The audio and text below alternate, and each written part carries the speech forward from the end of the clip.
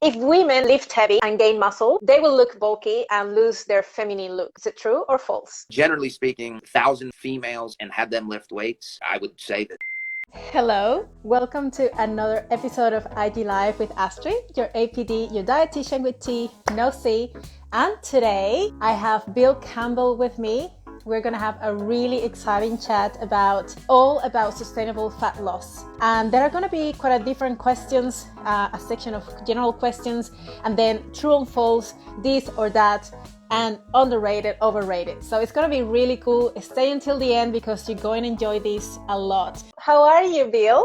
I'm very good. Excited to have another talk with you. Oh, I've been looking forward to this since we organized it a few weeks ago. Yes. There's a lot to cover, and I know there's probably many that don't know you, but I'm sure we can sort of get to know you a little bit more as we go into the questions.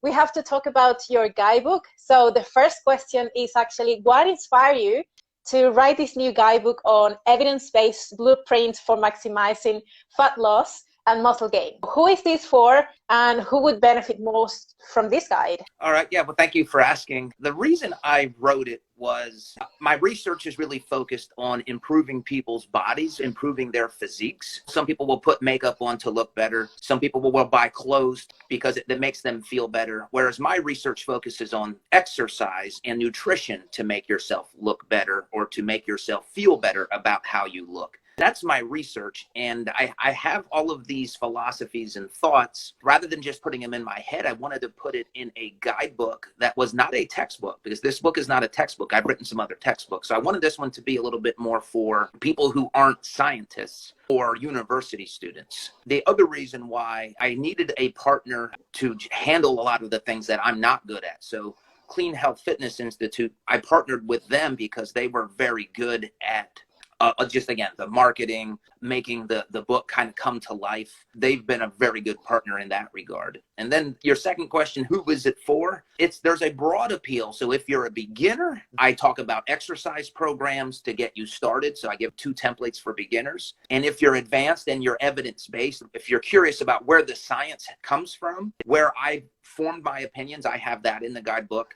But the main focus is for somebody who is a little bit more serious about their training and nutrition, and it just gives them the science roadmap to improving their body if that's what they want to do. And one other thing, it starts from a place of lifestyle, which is different than what other books do, because I'm not going to give you a program or a nutrition program and say, here, follow this. I start with, what are you able to do? What's your time? What's your energy? Once we have that established, now we can fill in the best program and the best nutritional programming for you. And I guess that all comes down to what is sustainable for you, because if you can't stick to something in the first place, you're not going to be able to continue doing that over a period of time. So all comes down to what can you commit to in the first place, and how can you stick to this in the best way possible that doesn't affect your lifestyle and is sustainable, so you can actually do it consistently. Yeah, that's exactly it. I'm very abrupt and say, I almost challenge the reader. Tell me right now, what are you actually able to do? Do you have 2 hours per week, or do you have 20 hours per week? So let's start there. And then we just start backtracking. So we prioritize resistance training. We prioritize protein intake. You got more time? Okay. And we also talk about food prep. Food preparation needs to be part of your lifestyle if you're going to be serious about trying to maintain or trying to build a better body. You've got to be pretty serious if you're going to implement the stuff I have in the book. I don't make any claims that it's easy. Yeah, I know that it's not easy. And actually, the second question I have for you is actually looking at what is the minimum amount of time you need to actually invest on a daily basis to achieve your dream physique? What is the minimum you need to be investing in there? Yeah, on a daily basis, I would suggest for a minimal amount of time, I would say an hour and 15 minutes. And the reason I would phrase it like that, an hour towards your fitness, your resistance training, or your cardiovascular, your aerobic programming, if you're doing that. And then 15 minutes on average of food prep. But food prep, I wouldn't do that in 15-minute segments. I would choose 1 or 2 days out of the week where you're spending 2 or 3 hours prepping your meals ahead of time for the rest of the week. But on a daily basis, that's how it would average out. Okay. When we think about looking at consistency, I get this question very, very often, and it's about looking at the macro consumption, so carbohydrates and fats, how consistent you should be in terms of like on a daily basis, whether you do carbohydrates and fats, you decide that you want to go high carb, lower carb, how consistent you need to be on a daily basis. When you look at the full week, some days are you going completely consistent over the week, or like you're looking at, well, some days I go higher carb, some days I go lower carb. And at the end of the day, like even if you achieve your calorie deficit and your calories and your protein, like is that much very important when it comes to like that consistency over the week, even if your calories are equated? Probably because of that weight fluctuations. Like if you weigh daily, maybe your weight fluctuations are going to be a little bit more drastic because of the carbohydrates and the glycogen. What is your stance on that consistency on a daily basis when it comes to choose a specific macro ratio? Yeah, I'm not convinced you have to be consistent on a daily basis with your carbs and fats. There's certainly no evidence that I'm aware of that would suggest you need to be. Now, is there a harm in that? Absolutely not. It may be helpful for people. And in fact, I would say if you can experiment with yourself on being consistent on fat for 2 weeks, then being consistent on carbs for 2 weeks, I think that's a great approach. But I don't do that personally. I'm all over the place with my carbs and fats. I'm consistent with my calories and I'm consistent with my protein. And that's how we've done all of my research studies. Typically, now we will, in some of our research, we give guidelines on carbs and fats, but we definitely don't monitor it or withdraw people from those studies. I'm not convinced that it matters much. Focus on your calories, focus on your protein. Anything other than that is minutia. Okay. When we think about, I know that fat burners are such a debated and hot topic all the time. In your opinion, do they actually work or not at all? Because I know you've got some research on certain like caffeinated drinks and like whether they actually improve a little bit your metabolic rate or not. What is your stance on fat burners or like thermogenic products? I'll answer just quickly. Yes, they work. I think a lot of people say they're not helpful. So I believe that they are helpful for fat loss. And I think that's mostly because of the caffeine. But just because I think they work, it doesn't mean that I would advocate that that would be a strategy that somebody would use to lose fat. I think that's a very short-minded approach. And there's nothing about that that should be part of your lifestyle, in my opinion. But if I'm a bodybuilder or physique athlete preparing for competition, I would think that I would rely on caffeine to get me to these unsustainable levels of body fat for that day. I have other research that I haven't published yet where we looked at a thermogenic supplement. I'll talk about that for just 30 seconds. We did a study that we did publish in males where we gave them, I think it was 200 or 250 milligrams of caffeine, but in one of these thermogenic supplements. So it had other ingredients as well. And there was a significant increase in metabolic rate for, up to like 3 hours afterwards. That tells us, okay, so you increase metabolic rate. That doesn't tell us if you actually lose body fat. Then we actually did an 8-week study where we gave male subjects, while they were resistance training, no controls on their diet, but we gave them 1 serving of this for 4 weeks, 2 servings of this thermogenic for another 4 weeks. So 8 total weeks. And at the end of the 8 weeks, they had a significant loss of body fat compared to the placebo group. Now, I didn't publish that study yet. Probably will publish it at some point. I did present it at a conference, so it's out there in the abstract publication. But I'm convinced fat loss supplements, they do work for fat loss. Do I take them? No, I don't. I think it's caloric deficit and aerobic exercise are the best tools to target fat loss. Would you say that then they are very useful in a specific situation? Like, let's say you're already lean and you want to get rid of a little extra of that stubborn body fat. You sort of want to sort of squeeze that extra fat that you have, but not like rely on that if you have a lot of weight to lose. Or like just take a fat burner and sit on the couch waiting for the pills to get the magic out of the pills and take you completely lean. Obviously, you have to put in the work, but it may help somehow, even if it's like a small amounts. Like there's been studies that they might increase for, like you said, 3 hours post taking it, and probably will increase your energy expenditure for maybe 75 calories, 100 calories in total. Is that probably not that significant, but if you add it up on a daily basis, maybe at the end of the total week, when you see your total energy deficit, it is somehow, it adds up, you know? Yeah, I'll just point to our research. It definitely added up. But you made a good point. Our subjects were resistance training. I think it was 4 days per week. It was either 3 or 4 days per week. So it wasn't like they were sitting on the couch. I wouldn't have any confidence that it would be helpful. The other thing that it does, it essentially can act as a pre-workout as well if it's got caffeine and you choose to take it right before your workout.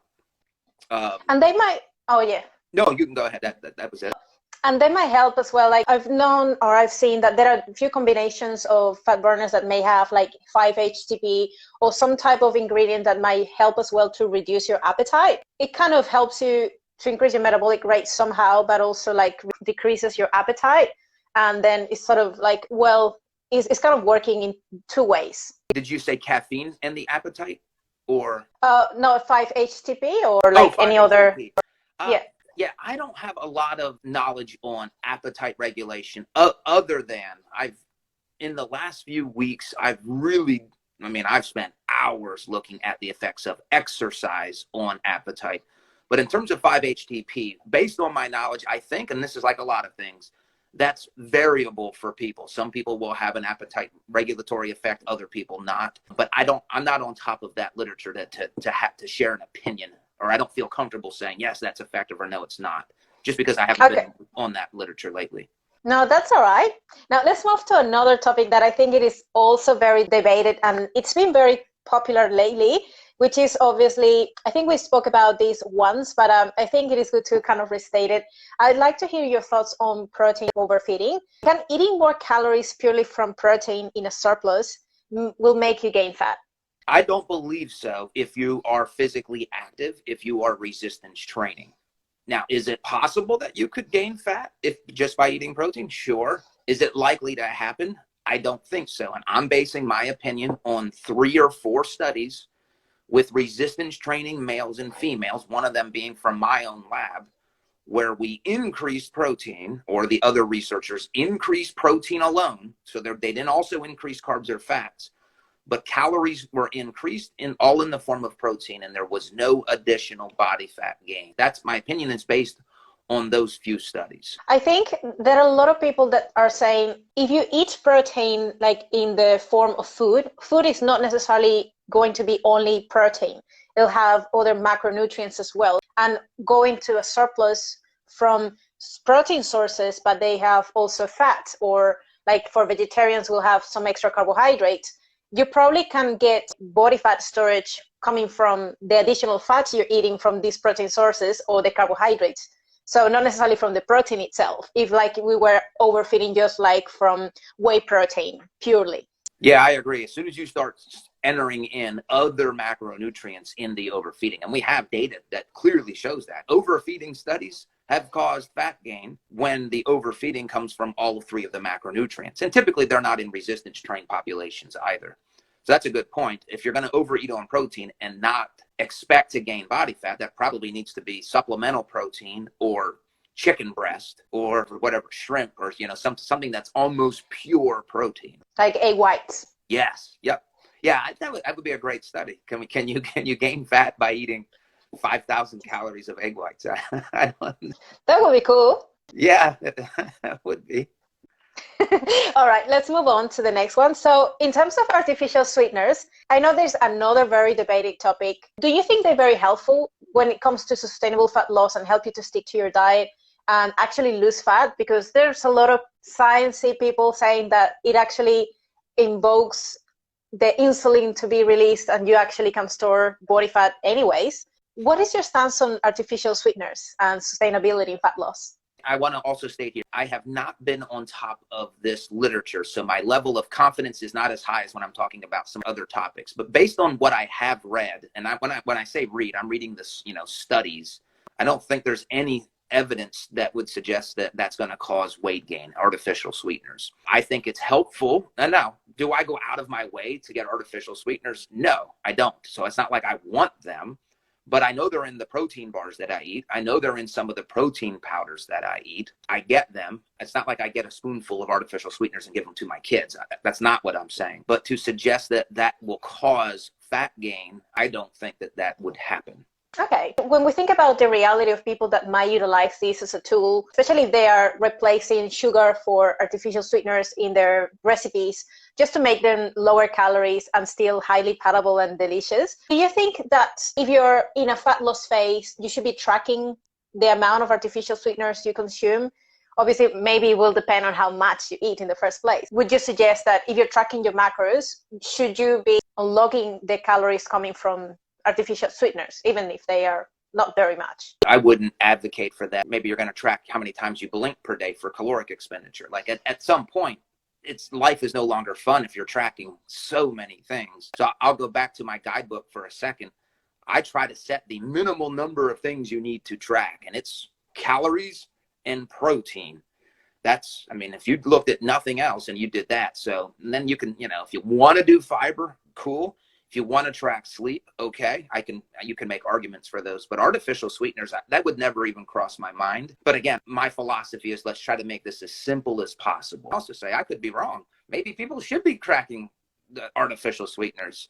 Just because I don't think you should doesn't mean that that's fact. Correct. I guess it will depend on sachets of Splenda or artificial sweetener you use in a day. Like if you use 1 or 2, maybe that's very insignificant. But for people that might use 10 or 20 sachets in a day, probably they will add up more significantly than if you just have 1 or 2. And let's say that to me would seem somewhat extreme, and I would challenge somebody in that case. You're overly reliant on that, and maybe that's something we should work on. That would be my approach there. Just as experiment. Could you go a day without doing this? Let's just challenge yourself. Maybe in an extreme case, it would be fun to track it just to give them the mental toughness that they don't have to do that on a daily basis, if it is that extreme. Sounds good. Now, when we think about meal plans, how useful can be a meal plan? And is it the same level of adherence when you design your own meal plan based on your preferences and the things you do like and the things you can sort of put together to follow versus someone that give you a meal plan? That's a good point. I would answer this kind of on a continuum of experience. So if we have a beginner who decides, I'm not happy with where I'm at right now in my life in terms of my body and my fitness level and my food choices, I think what would be the best choice for them would be for somebody else who's knowledgeable or a professional like you, a professional dietitian, to say, here's your food plan, eat these foods. I think that's probably the correct place to start. Then over time, I think a natural progression in education would be tracking their macros, where they're now given these targets. And initially, they're just learning foods, and they're learning coming from you probably or a professional. Well, where's all the processed foods on here? Well, there's probably not very many on a food plan initially. Then you move towards tracking your macros where you're making some decisions. You have some autonomy over those foods. And then if we get into what I would call utopia, you are designing your own meal plan based on foods that you prefer without even tracking it. That's how I view this continuum of it just goes along with experience. I agree. If you're doing that on your own, I think that would be like the way to go about it. But if you're working with someone, like let's say you're starting working with a coach or something like that, like maybe sometimes they come up to you and they say straight away, I want a meal plan, without even thinking about maybe you can do this without necessarily using or needing a meal plan. If we can just look at your diet and see what needs to be changed or what needs to be swapped. Maybe you don't need to change very much, or maybe we just need to get some structure and put some things in place. Maybe you just need to add more protein throughout the day. Maybe you are eating adequate amount of calories, or maybe you're eating adequate amount of carbohydrates or fats, but they just need to be perhaps better chosen in terms of quality over the foods that maybe they are eating at that point in time, and just making an improvement based on what they are already doing. So it's kind of easy on them to just, well, you're already following whatever you're doing, so I'm not making you eat something else or something different, but I actually just offering suggestions that will allow you to be much more adherent to your plan because you're already eating the same foods, but maybe we can just add or change these for that to make it a little bit more healthier or lower calories in that sense. Yeah, that makes a lot of sense to me. I like that process of food exchanging. Now, again, we don't do that in my research, but from a practical or lifestyle approach, I think that's brilliant. That's awesome. All right, let's move to 2 more questions in the general section. So When it comes to muscle gain, how realistically you think you can gain in a 3-month period? I think that would go back to the context of what I just said. Where are you at? Are you a beginner or have you been training for 10 years? Because there are going to be drastically different answers to that question. So if you've never lifted weights and you're just starting, I think 2 kgs in 3 months is clearly possible. And then you've been training for a year, you might be lucky to get a kilogram over that period of time. And maybe half a kg would be fortunate. And then you get to 5, 10, 15 years, you're realistically probably looking at grams of gain over that period of time. So I think that's solely dependent on the amount of time that you have been training. I agree with that. And absolutely, it's going to depend on your level of experience, physique potential, or your muscle growth potential individually, looking at how long have you been training and what are some of the things you're putting in place, and whether you're looking at all the variables that are part of that muscle gain. Are you training enough? Is it enough resistance training in your plan? Are you eating enough? Are you eating protein enough? Like, there's so many things that you have to look at in order to be able to kind of predict how much you can gain within a period of time. Yeah, I agree. And again, who wants to hear that? I don't want to hear this. I've been training for a long time. Yeah, I think the reality for me is trying to maintain what I have. I agree. It's a question that you get a lot, especially from beginners or those who are trying to put on more muscle, and they sort of ask you this question out of the nothing, and like, how much can I expect to gain in this coaching program in the next 3 months or so? So it's like, well, let's have a look. Yeah. All right. The other question that I wanted to ask you is that, I don't know whether you get this a lot, but maybe this question is for those who want to lose body fat, but they are not ready, or they don't like the idea of tracking. Can you still achieve your dream physique without tracking? Definitely. There's plenty of people who don't track that improve their physiques. The popular term for this right now is intuitive eating. And I think as long as you become sensitive to when you're full and when you're hungry, and only eating when you're hungry. And I would also add to this, which I don't like this because I like processed foods, but those people that do this, they don't eat processed foods, or they're very little. Those people exercise. You do not have to track your macros to have your best body. And it's just a matter of being aware of what you're eating and being wise about the food choices, and obviously being consistent in your workouts. So there's nothing magical about tracking. Now, it's something that I do. I'm heavily reliant on tracking. I'm a numbers person. I like data. So it's just who I am. But there's way too many people that have improved their physiques without tracking anything. I don't think you could even deny that that's a possibility. I think I get this question a lot. In my case, I find that it can work to a point, but there is going to be a point that you're going to get stuck, probably because you have no specific or objective data to base your progress on. So you probably will be able to lose some amount of body fat, especially if you have a lot of weight to lose, and you just can go and completely rely on your hunger and satiety cues, and you can probably just be very mindful about your portion sizes. But there's probably, for some people, going to be a point where they're going to hit a plateau because there's no longer a calorie deficit they're creating. So they have to rely on other mechanisms to actually know how much they're actually eating to being able to move out of that plateau. And they will need some numbers to being able to kind of move on. I don't know. That's my point of view.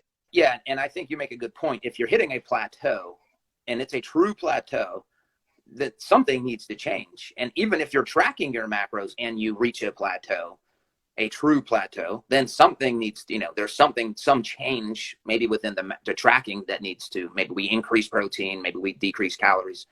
So yeah, for somebody who's not tracking and they hit a plateau, that would probably be the first change that could be made. Let's now get some data on you. I agree. Now let's move to a new section. This is going to be fun because is it true or is it false? So I'm going to make a statement and you got to say, well, this is true or that's false. And you got to kind of explain why you're choosing that answer. Okay. When you ask scientists this, they always want to say it depends. So I depending on what you ask me, I might have to say it depends, but I'll do my best to not do that. Well, no, that's fine. It is completely a free answer. Like you can say, well, it depends because like there's no right or wrong. Okay. But like obviously people want to hear your thoughts about, or maybe what's your stance on that particular statement. So let's hit the first one. If women lift heavy and gain muscle, they will look bulky and lose their feminine look. Is it true or false? False. That is not true. 1 out of a million, 1 out of 100,000 females will put on muscle at a greater rate than what they would want to. So it's not impossible. And again, they would be called an outlier. If that happens, stop the stimulus. Don't resistance train that part of your body. But generally speaking, if we took 1,000 females and had them lift weights, I would say that 1,000 of them would not look bulky or lose their feminine look. They probably would like the changes that they're seeing from the resistance training. And adding to that, I guess it will depend on the amount of body fat they have, because if you're gaining muscle, but on top of that, you have a thick layer of body fat, you probably think you're getting bulkier or looking bulky because of that extra layer of body fat. But once you lose that body fat, your body actually looks much more toned and is slimmer and in more shape. What is your stance on that? I think what you're suggesting is just a kind of taking a longer view in mind. And I think that's always important. To me, this goes back to, don't make decisions based on what happened today or what you think you look like today. Base decisions on the last month, maybe the last week, but guard yourself against judgments on yourself from what happened today or yesterday. It's a recipe for disaster, and it's a recipe for switching coaches, switching programs, changing meal plans. I think and we all have to guard against that. I do as well. So I think that's the larger picture there. Take a longer view of mind in your assessment of your progress. I agree. Second question. A good way to track your progress and adjust accordingly is by assessing your biofeedback. True or false? I will say true. And my context for that is, as a scientist, don't use this as a tool, and I don't really use it in my own life. My data is body weight, body fat percentage, macro numbers. But is it valuable? Yes. If you don't want to weigh yourself, you can, if you're perceptive enough and you look at yourself in the mirror and you can detect small changes over time, I think that would be a great tool. I know other people have used heart rate variability. I know others question whether that's even valid. Like, just because the number on the machine says something, that doesn't mean that that's actually true. But yeah, biofeedback, I think it's better than nothing. I tend to prefer to base it on actual data that's objective and not so much on biofeedback. But it can be very effective for some people. Okay. One of the most important pillars to build your dream physique are supplements. True or false? False. You do not have to ever take a supplement to build a body that you want to have. Are they helpful in certain circumstances? Yes. I find it very difficult for myself to meet my protein goals if I don't take protein supplements. So on a daily basis, I will take a protein supplement like protein powder, usually whey or casein, and usually on a daily basis, a protein bar. So I rely on supplements, but if I decided to eat more chicken breast or more lean beef, more fish, more tuna, I wouldn't need them. So they are not necessary, but they're helpful. And creatine also I take creatine every day as well. Is it essential? No. Is it helpful? Yes. I guess it also comes to which supplements are we talking about? Because if we're referring to do you need multivitamins, omega-3s, vitamin D, additional whey protein, creatine, pre-workout, post-workout, all the supplement range that exists out there, how much of that do you actually need, or how much of that can be helpful? And obviously you mentioned that it's circumstantial. If you're on a very deep calorie deficit, maybe a multivitamin and omega-3s and vitamin D may be a good fit at that point in time, but might not necessarily be something that is completely essential if you're adding those foods from your diet. Yeah, I think it would be helpful. I mean, I've been studying sports nutrition and dietary supplements for 20 years. I'm involved in the legal aspect of this. When people sue companies, I'm often brought in to be an expert witness. I think it's helpful for somebody like me who kind of devotes their life to this stuff. If I were to just list the supplements that I take, so I take protein supplements, I take EPA, DHEA, fish oil, and I take vitamin D, and I take creatine. Those are the things that I personally take, and I think they give me the biggest impact with the fewest amount of supplements. Okay. In the case of one of the primary reasons for a lack of fat loss progress is high levels of stress or poorly stress management. Is that true or is it false? I'm going to say I don't know. I have an opinion on this. I've never researched this, and I have not done a lot of cortisol blood work assessments on people. But I do know a lot of high-level coaches. And a lot of these high level coaches, and you being one of them, but I've never asked you this, these coaches tell me when their clients are struggling with fat loss, they're at a plateau, and they make adjustments to their sleep or to their stress levels, or they, if their clients can somehow improve their levels of stress, they then start to lose body fat again without changes to the caloric intake. Again, these are coaches that I respect. I believe that is true based on my respect for what coaches see in their practice. But I would have to put that back on you, because you would be informing me. What do you think? Is that true or false? For me, it can be true, just because there can be so many things that affect how people respond to stress. Like if you're someone who is a stress eater or an emotional eater, you could probably start eating out of stress or out of anxiety without necessarily being hungry, just because it's a way to sort of soothe that stress. And I know a lot of people that tend to rely on food, even like mindlessly, because they're stressed. The other thing is that stress may affect like the good quality of sleep. So if you're not sleeping well, that can still increase your appetite and dysregulate your stress hormones. But I also see like sometimes it's also water retention, like you have high levels of cortisol, you're retaining more fluid. So it is perhaps impacting also like the scale weight, but might not necessarily be impacting your actual fat loss if you're in a calorie deficit. It can be many different reasons. Okay, thank you. Let's move to another question. Resistance training itself don't build your muscles, but it ruptures them acutely. Do you think it is true or is it false? Well, there's a true statement there and there's a false statement there. Resistance training does cause damage to the microstructure of skeletal muscle. Is that the stimulus for growth? I think that would be false. So true, resistance training causes damage acutely. True. Is that the stimulus for growth? I would say false. I look at muscle protein synthesis and muscle protein breakdown as two independent processes. Again, under that viewpoint, you don't need the one to get to the other. So if you had a resistance training session that doesn't cause a lot of damage or acute microstructure tears, you can still increase muscle protein synthesis and experience muscle gain. Okay. Last one in the true or false section. If you're measuring your body fat percentage, it doesn't matter what you use or what you measure it with, as long as you are consistent with it. Is it true or false? True. I'll restate it. It doesn't matter what you use, as long as what you use is the same thing, and as long as that thing that you're using is able to detect differences if there is a change. So that's okay. I'll add to that. That's one of the things, like I had this home scale that we actually used in one of my research studies, not as our primary mode. We used it for home weigh-ins. That scale was great for body weight, but it didn't detect changes in body fat losses.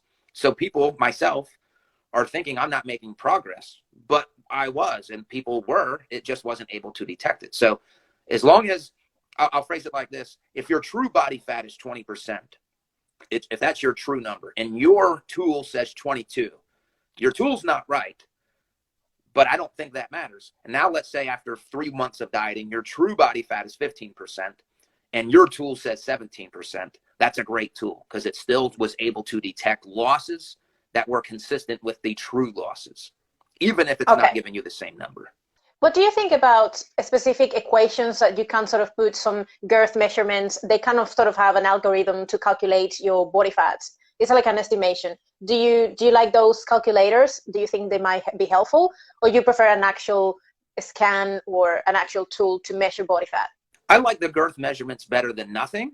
So it's better than nothing, but I don't like girth measurements as compared to a trained body skin fold caliper technician doing my testing or a scan.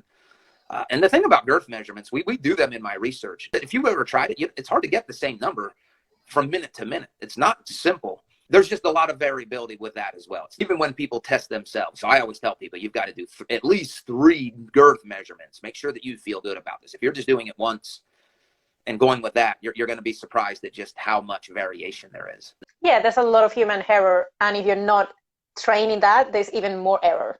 Yes. All right, let's move to the next section, which is underrated, overrated for fat loss. All right. So I'm going to state one word or maybe a few words, and you have to say whether that is underrated or overrated. All right. And explain why. Okay, NEAT for fat loss, under or overrated? Overrated. Non-exercise activity thermogenesis. So if you're in a caloric deficit, the thought is over time, your NEAT levels go down You're burning less calories through other things. And this is, like I said, I spent a lot of time in the last few weeks studying this exact concept. The reason I say underrated is it happens. Your NEAT, well, I believe your NEAT goes down, but who cares? What are you going to do? Stop dieting? Are you going to stop exercising? You just have to appreciate, if I'm in a caloric deficit, I will burn less calories over time. What I would say, your non-activity, non-exercise components of your total daily energy expenditure are going to go down. But they don't go down significantly. It's a modest amount. Same thing with cardio. If you're doing cardio today, if you do that same cardio for 6 months, your body adjusts to that. It happens. It's a fact. So I'm not going to let that change my strategies. I'm still going to be in a caloric deficit if I'm trying to lose fat. I'm still going to do cardio if I'm trying to lose fat. I'm still going to eat high protein. I'm still going to lift weights. So yes, acknowledge, yep, it happens. Move on. Okay. I talk about this one. So for you, is it overrated or underrated? Is NEAT overrated or underrated? Yeah. I say overrated. Overrated. Okay. Yeah, it's overrated. If you're so focused on that, you're focused on something that does happen, but that shouldn't change anything about your approach. You can't stop it. My question is, if you can't change it, if you can't stop it, could you change it? Or can you, like, if you're more aware that that's dropping, maybe you can still be monitoring what is happening, and maybe it's not going to be unconscious movement now. Maybe you're going to need to sort of push yourself a little bit more to keep it higher. But could you adjust it, and could you still sort of move in, like the 10,000 steps a day, for example? You adding your daily steps into the equation to kind of maintain your non-exercise activity thermogenesis higher? Yes, I see what you're saying. The emphasis on it is overrated. Okay. The fact that does it happen is underrated. I believe it happens. There's research that has been, they rely on like doubly labeled water, some of the highest quality research to suggest that it happens. But I will say it's not a huge change. It's not a massive adjustment in your total daily energy expenditure. If you're doing cardio or you're in a caloric deficit, you're still ahead of your NEAT. It's just that you're not as you have diminishing returns over time.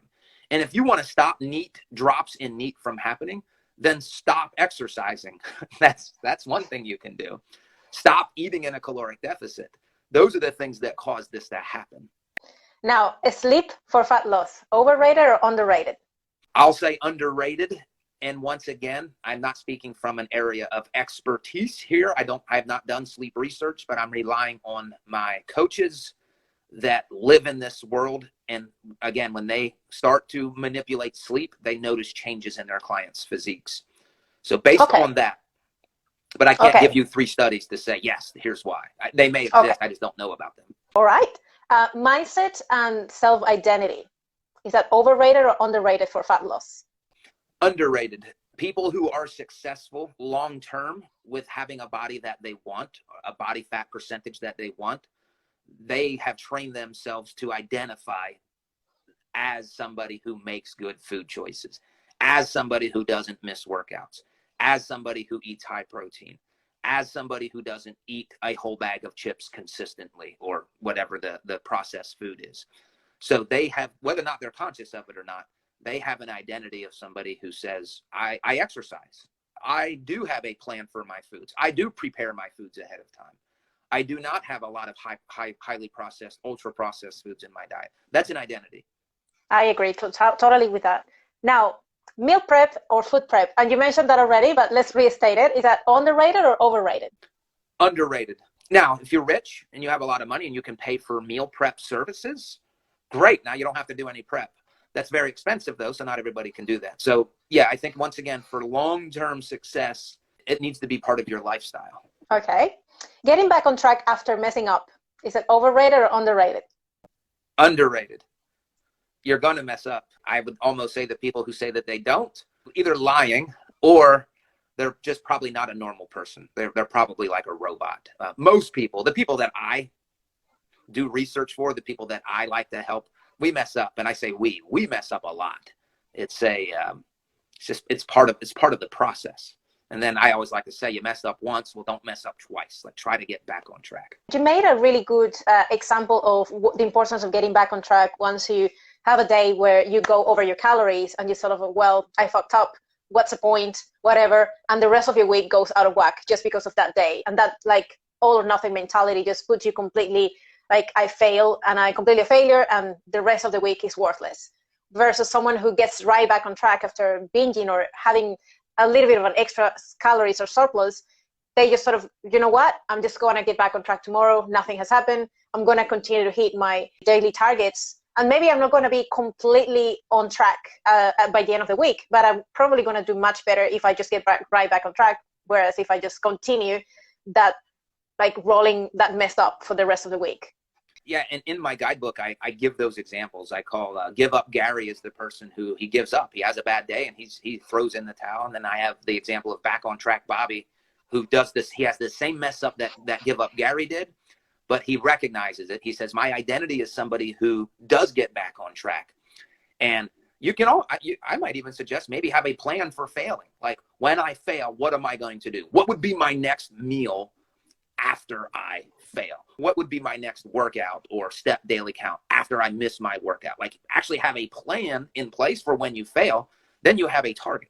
I agree. And I think it will depend, obviously, that plan will depend on how's your relationship with food, whether you have a disorder eating that you are working towards, because then you want to make sure the plan that you are implementing is not going to continue to affect that relationship with your food or with your body for your recovery, but it's actually sort of set you up for success, and not like, well, if I mess up, I have to compensate. So tomorrow I'm going to restrict, and like then that overly restriction continues to sort of rolling, and it's going to affect again, well, I'm going to end up binging again because I overly restrict again.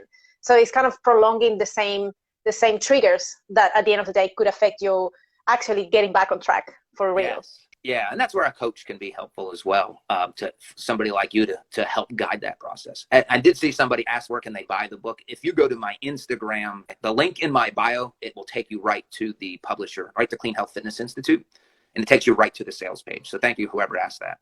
Awesome. So let's continue. Now, consistency. Is that overrated or underrated?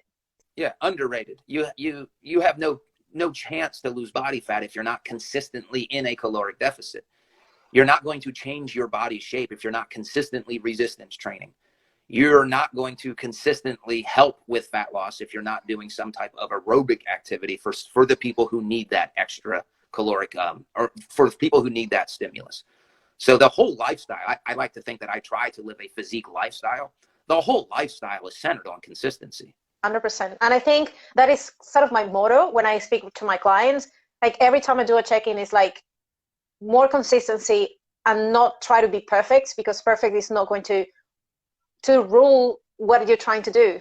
I would rather you to be much more consistent in something that you're probably not going to be perfect on, than trying to aim for perfection, and some days you're not going to be there, and that's going to get you to another great place mentally, and like it feels like a failure if you're not being perfect.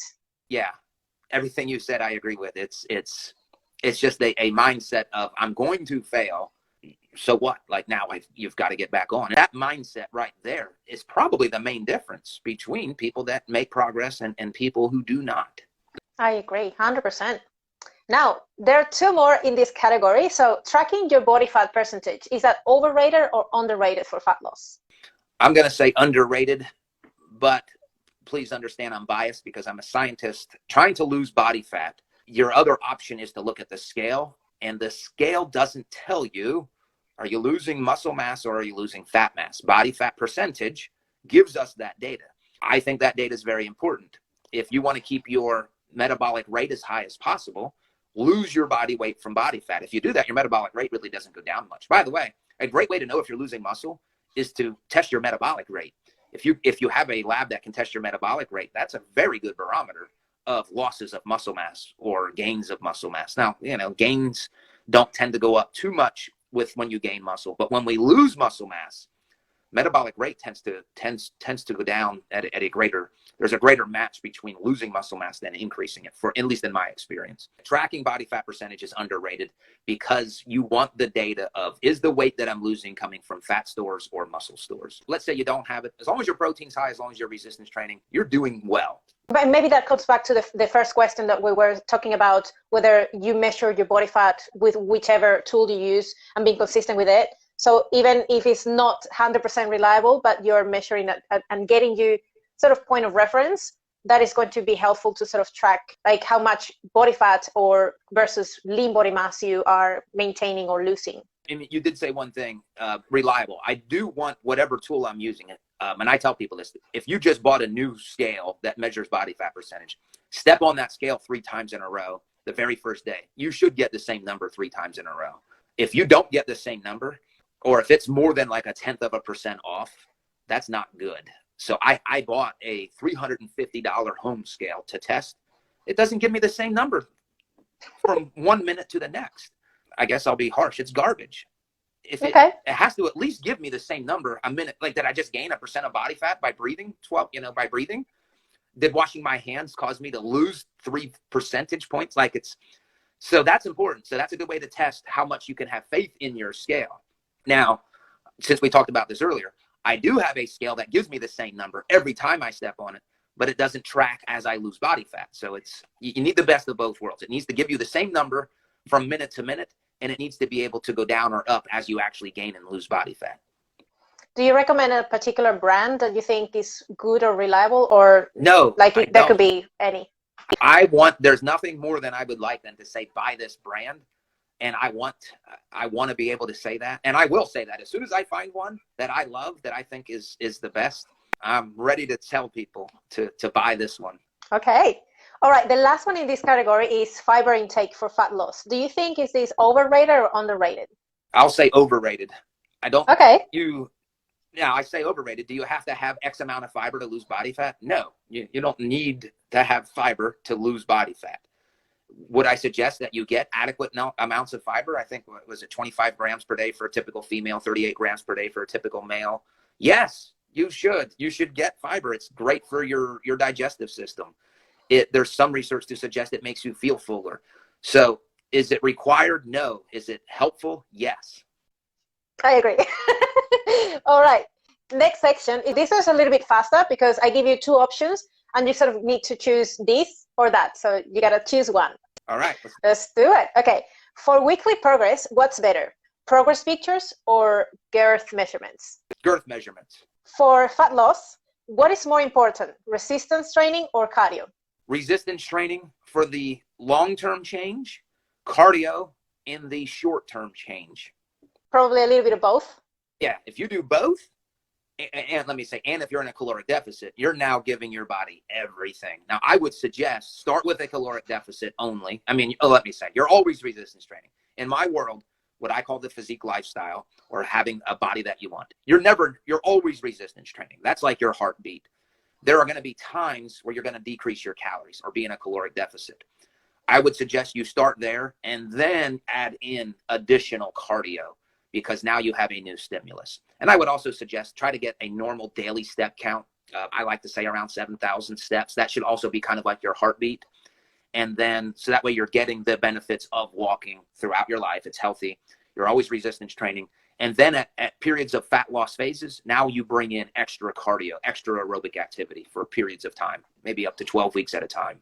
Without saying that cardio is also beneficial for your health overall, your mental health, like all the benefits that could bring into your life and sustainability as well. Like if you're someone who works a lot, like your office worker, and you're sitting down for 8 hours continuously, cardio can be a really good way to sort of move your body and like get yourself de-stressed and get your heartbeat higher, apart from that resistance training, without taking out that resistance training component, obviously.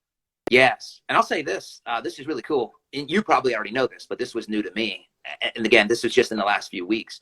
I really dove into the effects of exercise on appetite.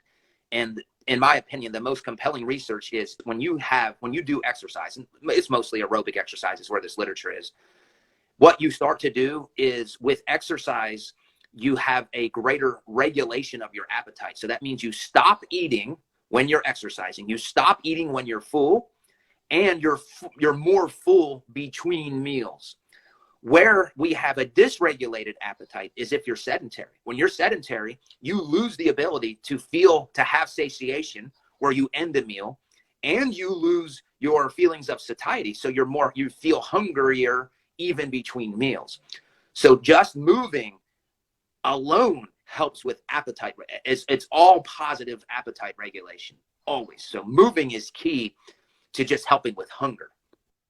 I agree 100%. And I would say that I've been reading recently research about like energy compensation when you sort of overdo cardio way too much. How much do it affect your appetite, like trying to overcompensate? Because if you overdo it, maybe you can be actually hungrier at some point. So that is very interesting. It's a lot of interesting research on that as well. Now have opinions on this. As you increase your exercise volume, cardio, so you're going to keep doing more and more cardio, you will match that with more and more food.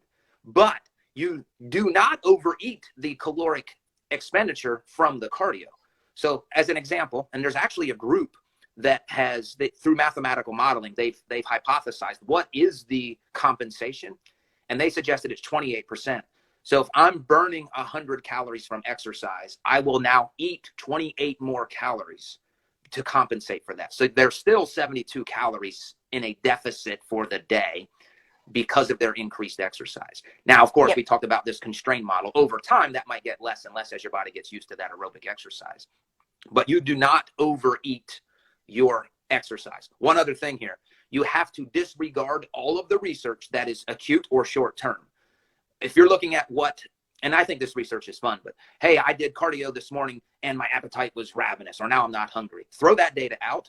The data that's more valid is the stuff that's been tracking people for, let's say, 3 months of cardio, because the data from session to session or day to day is all over the place. It almost means nothing. Let's move on before we run out of time. So Sure. Volume or intensity in terms of the training for fat loss? Intensity. Full body training or training split, upper lower, for fat loss? It doesn't matter as long as total volume is controlled. So if your volume is the same, who cares? It does not matter. Choose one or the other. Best way to determine progress, how you look or the scale weight? That's tough. I'll say scale weight, but if I've been eating very good and I happen to gain 3 pounds of fat, but I've been hitting all my workouts, I'm going to look better in the mirror, even if that's not reality. If I've lost 3 pounds of body fat and I missed a workout and I've been eating more chocolate chip cookies, I'm going to think, man, I don't look as good. So perception is very, very powerful. And perception is often based on our most recent consistency with our nutrition and training. So I'm still going to go with the objective data. That's better. But that's not to say that how you think you look makes a difference. I agree. And I think adding to that, it could be like, depending on the person, if the person has a poor body image, perception that can affect how you look in the mirror, even if you are looking better, but you still don't like yourself. Whereas like if you look at the scale, that is going to be objective, although it can vary depending on when you step on the scale and how consistent you are with that. So how is your relationship with the scale? Because sometimes the scale can be up, and even though you're losing body fat, you're probably going to gain some weight from water and other variables that are going to affect your weight. So then how can you rely on something that is potentially not always showing you, maybe not on that particular day, but you got to see the trends over just one way in. Don't ever base anything on today's weigh-in. I think that's, again, I call it a recipe for disaster. Depression, feeling bad, or feeling too good when you shouldn't. 3 more questions and we're going to be done. Okay, flexible eating or flexible dieting? Flexible eating, because flexible eating is a lifestyle. Flexible dieting is when you reduce your calories. That's how, at least that's my definition of the two. And I don't want you dieting much of your life. I agree with that. In fat loss plateaus, what's best, to drop 5 to 10% of calories, even more, or implement a diet break? Implement a diet break as the first choice. If that doesn't help, then let's reduce calories. Instead of a diet break, what if it was a refeed? Yeah. Any choice? Yeah. So refeed would be maybe 2 days of increased calories rather than a week or 2 weeks. Why do you choose to implement a diet break before dropping calories? If I'm working with a client, I work with them on the front end. Then I say, okay, let's work together. Let's define what a plateau will be for you. And when we come to this point, we are now in agreement together that our first approach will be getting out of this caloric deficit for a week or 2, or again, whatever we agree on. And for me, that would probably be it's going to sound crazy, a 1 month process of not losing body fat. So I would take it to a month, but most people are going to fight me and they'll say 2 weeks where I'm not losing body fat, or if they're just feeling a little bit burned out. So if you wanted to do a biofeedback with just, are they feeling stressed or something that would be, we could also use that as part of our agreed upon strategy for when we will do this. Because I don't want it to be just, oh, I feel horrible today, I'm doing a diet break. There's no planning in that. That's reactive, and I want to be proactive. Last question. Spend more time dieting or at maintenance? Maintenance, of course.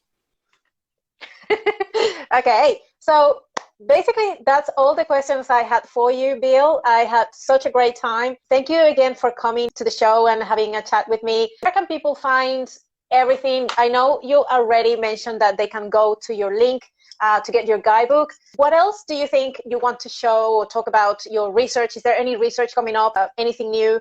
Right now, we're researching protein intake versus tracking protein intake in non-resistance trained females. Thank you, Kim, by the way, for tuning into this. And Eric Bustillo, thank you for going into this. So that's the research we're doing right now. We're also planning to do to test one of Legion Athletics, one of their supplements, Phoenix, which I think you're familiar with them. So yep. They will be funding a study looking at one of their caffeinated versus non-caffeinated thermogenic supplements. So that'll be on the horizon. Bill, thank you so much for coming today again. Couldn't be more appreciated for your time. I hope you have a great day, and I hope to be in contact with you soon. Yes, thank you very much. Bye. Bye-bye.